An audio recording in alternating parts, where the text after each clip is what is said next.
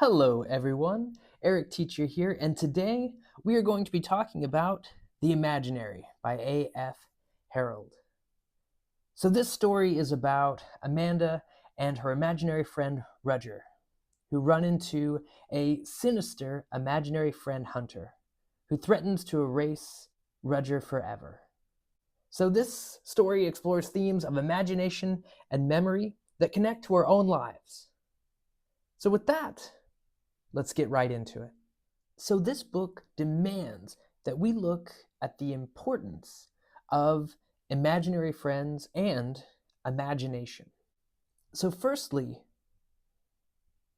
imaginary friends are important because they form our identity when we're young.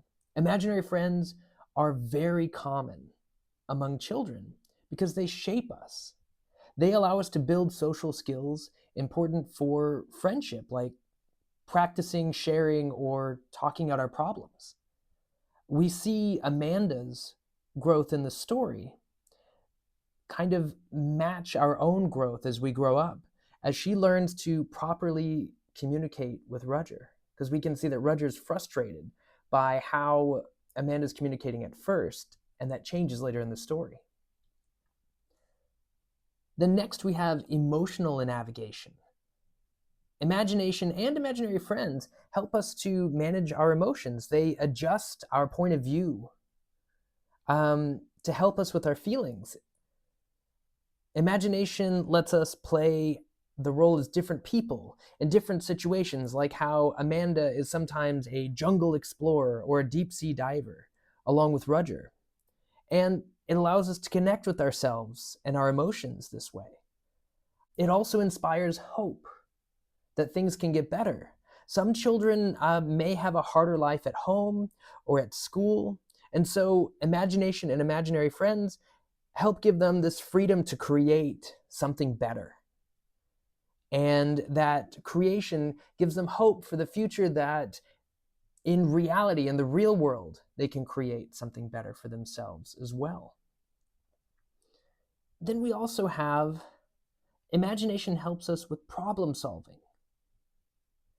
So when we are creating something new, inventing, we need imagination. We need to consider possibilities that are sometimes impossible so that we can make something new. Imagination is super important in this way. It makes our creativity stronger. It is easier to solve a problem when we look at it from many different ways. Think about how Amanda solves her shoe problem, the shoelace problem in the beginning. Even though it's not the perfect solution, it is still one that we hadn't thought about. And so we use our imagination sort of every day in this way. It helps us plan out our days, think of the possibilities. It helps us to read and write and even be funny and tell jokes.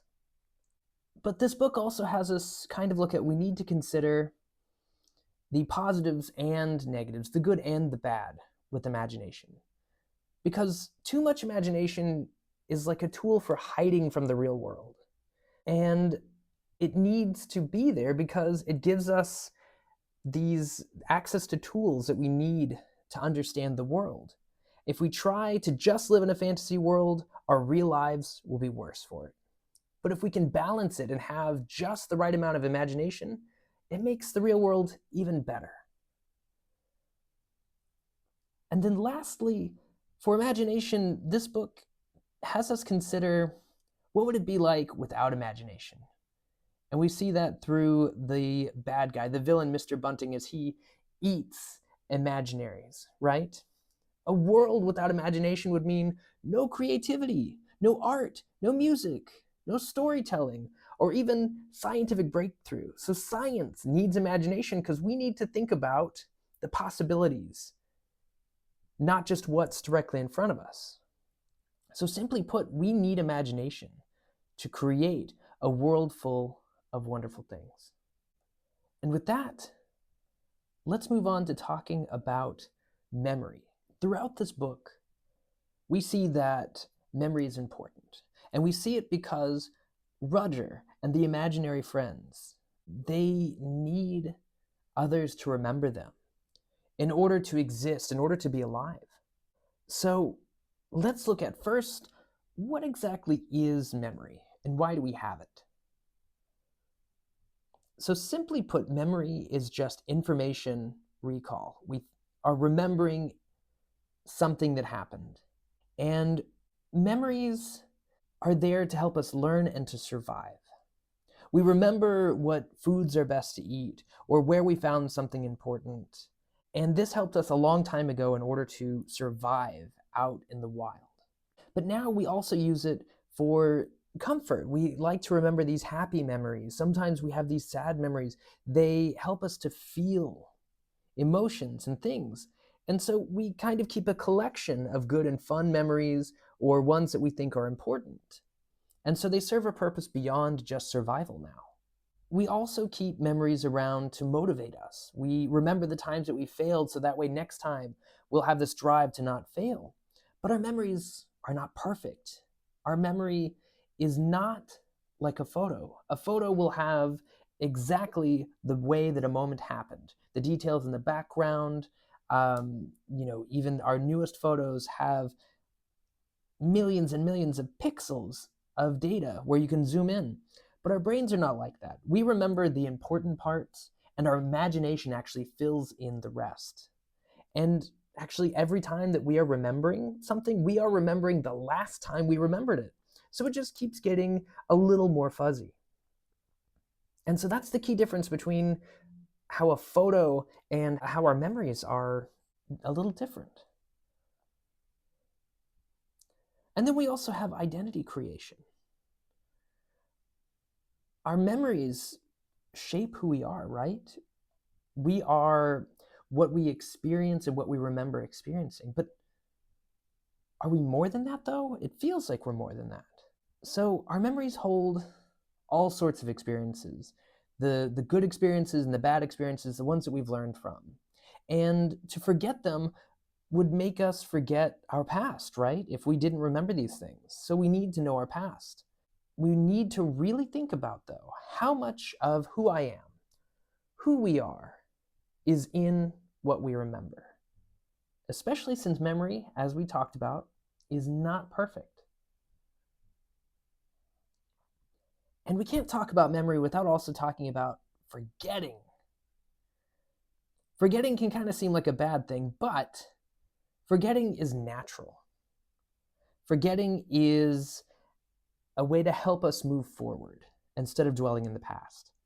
If we were to just keep thinking about the memories of all the times that we have ever had in our lives, we would be stuck in the past, stuck just remembering and remembering and remembering. And our imaginations are strong this way. And we need to forget so that we can let go of that past and focus on our futures. And we see this in the story, in the book, through the way that Amanda's mom's imaginary dog friend, Fridge, goes on his journey of rediscovering and reconnecting with Amanda's mom. And then last, we need to look at things that are sort of beyond memory, beyond our brains, because in order to understand, can we be more than our memories, we have to look at what more can memory be? We kind of can forget things. Our conscious brains, our active brains can forget things, but our body and even our DNA can remember things instinctively. Our bodies have things called muscle memory and emotional memory. Muscle memory, just like it sounds, is memory within our muscles of our bodies. They're like learned instincts. When you first learned to walk, it took all of your concentration and focus just to take a few steps. But now you don't have to think about it. Your body just remembers and does it. Emotional memory is when a strong emotion creates a memory for your nervous system. So, for example, being nervous before speaking in front of a large group of people. It happens every time because the very first time you did it, your body responded in a way of, making your hands sweaty, giving you lots of adrenaline, so you're kind of maybe even shaking a little bit. And that essentially for your body, because you survived a situation, because that's normally used to let us survive in the wild. Your body does it because it helped you survive last time, or at least it thinks it did. And then last, even our DNA has a kind of memory. When we go through times of great stress or trauma, what happens is that how we respond to it, if our body believes that that is something that helped us to get through it, it stores it in our DNA. And when we have children, our children tend to act in that same way because it's a memory that is in their genes, their genetic code, their DNA. And so memory goes so far beyond just, what our brains think about and the information it recalls in our minds. And so this book helps us to think about memory and imagination as two things connected together that bring a greater meaning to both. And that's something I want us to think about when we're reading this book. And everyone, that is all the time we have. It was great talking to you. Until next time, I'll see you later. Goodbye.